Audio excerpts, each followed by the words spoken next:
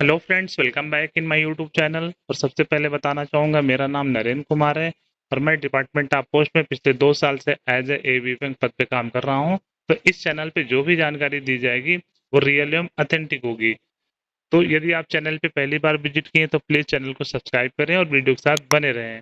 तो department of post ने एक दिशा निर्देश जारी किया है, तो वो किस संदर्भ में दिया गया है, इस वीडियो के माध्यम से हम डिटेल में सीखेंगे। तो consolidated operational instructions for IT 2.0। तो एक तरीके से आप कह लीजिए कि जो आईटी 2 पॉइंट है उसके स्मूथ ऑपरेशनल के लिए इंस्ट्रक्शंस जारी किया गया है, जो डिपार्टमेंट ऑफ पोस्ट ने जारी किया है। तो आप देख लेते हैं इसमें क्या है। The department of post has issued the consolidated operational instructions for IT 2.0।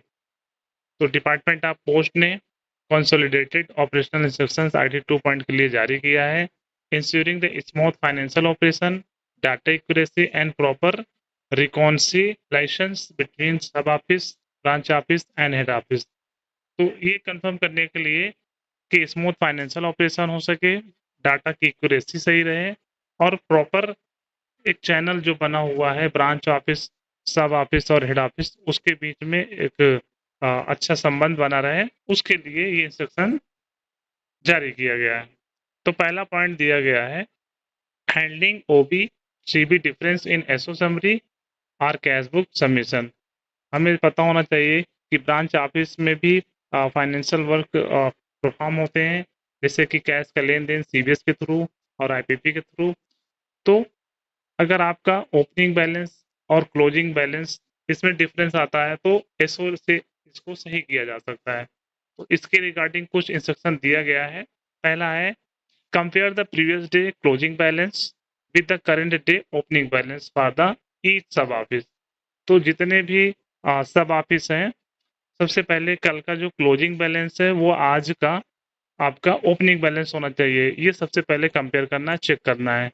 यदि सही है तो कोई दिक्कत नहीं है, लेकिन अगर डिफरेंस आ रहा है तो उसे सही करने की जरूरत होगी।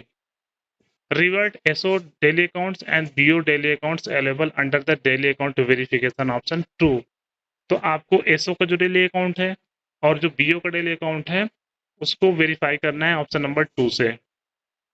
री verify all related branch office using BODA and view the PO summary. तो री वेरीफाई करने की आवश्यकता होगी जो ब्रांच ऑफिस का जो बोडा है और पीओ समरी से। Generate and view the SODTR. तो जनरेट करना है एसओ लेवल पे डेली ट्रांजेक्शन रिपोर्ट्स, उसको जनरेट करना है और देखना है, क्योंकि जो डेली अकाउंट होता है ट्रांजेक्शन डेली अकाउंट्स, आप कह लीजिए कि आईपीपी का और सीबीएस का जो भी ट्रांजेक्शन होता है वो डीटीआर पे रिफ्लेक्ट होता है। They begin on Sunday and holidays. तो हमें पता है कि जितने भी ब्रांच ऑफिस हो या सब ऑफिस हो, किसी को भी संडे को डे बिगिन करने की आवश्यकता नहीं होती है, वो पूरी तरीके से रोक लगा हुआ है।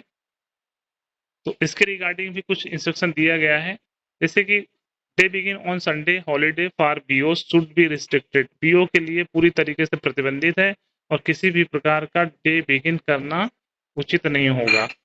If required divisional head permissions is mandatory. तो यदि जरूरत है, आवश्यकता है, तो सबसे पहले हमें डिविजनल हेड से परमिशन लेना पड़ेगा। वो कंपलसरी है, बिना परमिशन के हमें डे बिगिन करने की कोई आवश्यकता नहीं है। If BO transit on Sunday holiday verify them as usual. अगर संडे को भी किसी तरीके का कोई ट्रांजैक्ट होता है तो उसको वेरीफाई करने की आवश्यकता है, जैसे कि नॉर्मल दिनों में होता है। Non transacted SO and their views can be excluded from verifications. If HOD begins is not done, use the excluded accounting office for holiday option and continue with the cash book process. अच्छा, mismatch entry के guidelines. तो mismatch entry should be use only for the missing accounting entry, not cash difference.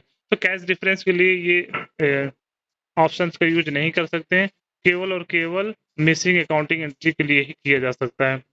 अच्छा, wrong entry must be reverse the same day using accounting entry cancellation by the treasury supervisor. तो जो treasury supervisor है, अगर किसी तरीके की wrong entry हो गई है तो उसको सेम डे में ही क्या कर सकते हैं, कैंसिल कर सकते हैं। Mismatch entry for previous day can be entered the next day if found missing. तो मिसमैच एंट्री जैसे पिछले दिन का कोई मिसमैच एंट्री हो गई है तो उसको अगले दिन अगर कुछ दिखाई देता है, मिलता है, तो उसको सही किया जा सकता है। अच्छा, once data flow happen for mismatch entry the accounting office must reconcile it in the correct head and delete the mismatch entry, negative entry generated in DTR। उसके बाद देखिए TCP versus DTR tally instruction. तो CBS और IPP data impact only DTR. तो जो core banking system और India post payment bank का जो ट्रांजेक्शन होता है उसका इम्पैक्ट डीटीआर पे रहता है, डीटीआर पे शो होता है। CBS postal assistant must request receive and acknowledge cash properly. तो जो पोस्टल असिस्टेंट है सीबीएस के, वो रिक्वेस्ट और रिसीव एक्नॉलेज प्रॉपरली तरीके से करना चाहिए। Record CBS receipt under valid adjustment receipt and CBS payment under valid adjustment payment. अब देखिए CBS under the valid adjustment में रिसिप्ट और सीबीएस पेमेंट वैलिड, जैसे कैश कम ज्यादा है तो उसको रिसिप्ट और पेमेंट के माध्यम से सही किया जा सकता है। Cancellation of entry, mismatch entry cannot be cancelled.